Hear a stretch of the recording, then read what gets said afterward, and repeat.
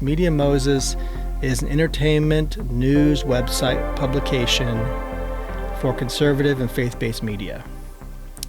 So we look at conservative and faith-based as like American media.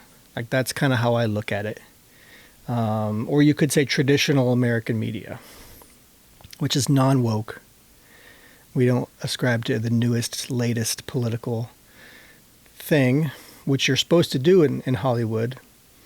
But we just don't think that's an essential part of what entertainment is about politics or ideology. We don't really think that that's true.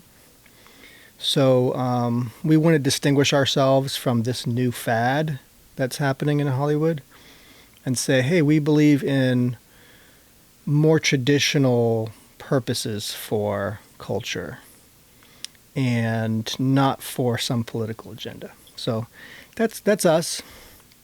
We believe in doing that. We want to basically have discussions on culture, storytelling, craftsmanship, filmmaking, art, music, industry stuff, news media, podcasting stuff, literature, books, comics, video stuff,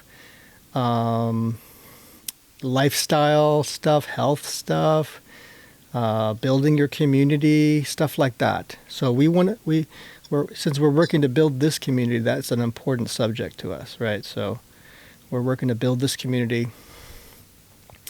We're working to be an essential part of this community. You know, obviously our name is Media Moses, so there's a story behind that, and I'll get to that in just a second. But if someone was to ask, like, well, what kind of communities are you talking about, right? Like some of the things I just mentioned, these kind of like expressions in media are important. So some of those are going to have a community surrounding them, like social media. There's a podcasting community, an influencer community, filmmaking, streaming community. The people who care about stuff like Mythopoeia, C.S. Lewis, J.R.R. Tolkien, these kinds of communities.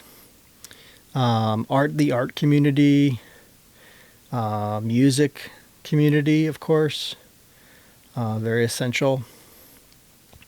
Writers, journalists, critics, illustrators, video people, ad people, marketing people. Like all of this is very connected to the media part of Media Moses, right? So that's what we care about.